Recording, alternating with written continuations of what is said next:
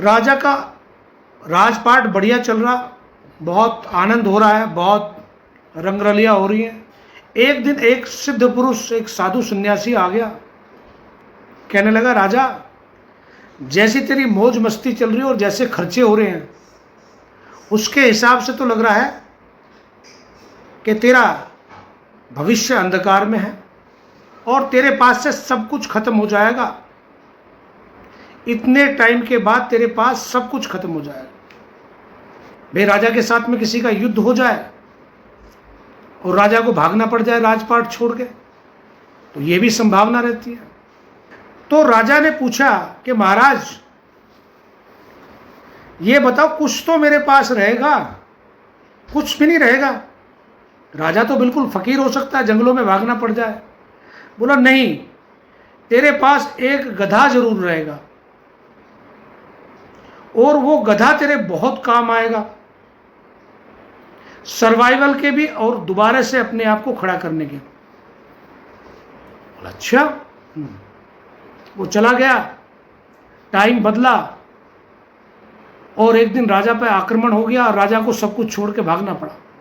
अब राजा जो है अपने बाल बच्चे के साथ जंगल वंगल में कहीं रहता है और एक गधा उसको मिल गया। उस गधे से ही वो गुजारा चला रहा है। तो जैसा होता है भाई, पुराने परिचित मिलने पहुंच जाते हैं। तो उसके दरबार में जो ज्योतिषी था वो खोजता ढूंढता पहुंच गया। वो कह रहा, महाराज बहुत दुर्गति हो रही है, कि जो उस संत ने कहा था वो बात सच हो गई। उन्होंने कहा हाँ सच होगी मेरे पास। बोला कैसे काम चल रहा? बस इस गधे के माध्यम से ही कुछ काम कर लेता हूँ, इस पे वजन ढो लेता हूँ और गुजारा चल रहा है।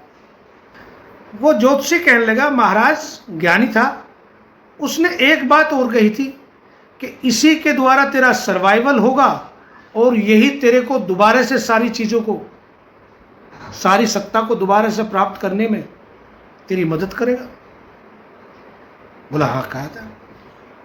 तो आप एक काम करो, इस गधे को बेच दो, हो सकता है आपके दिन बदल जाए। बोला मेरे पास ले दे के एक गधा ही तो बचा है और इस गधे को भी अगर मैंने बेच दिया तो मेरा काम कैसे चलेगा? कह रहा अगर उस संत की बात पर इतना विश्वास है कि सारी बात घटना घट गई तो इसको बेच के देखते हैं। खैर उसने बात मानी। कह रहा जो संकट तो है ही, गधे को बेच देते हैं। उसने गधे को बाजार में जाकर बेच दिया और जो भी पैसे मिले उसको लेकर घर आ गया। सोच रहा था कल से काम कैसा चलेगा, गधा तो रहा नहीं, तो इस पे वजन कैसे ढोऊंगा। और घर पे आया तो गधा घर पे ही खड़ा मिला। उस गधे को भी आदत थी कि कहीं भी छोड़ दो वो उसके घर पे पहुंच जाता था। वो ज्योतिषी बोला कि महाराज इसको आज फिर बेच आओ। तो वो गधा जब भी बिकता था वो वापस घर पे आ जाता था।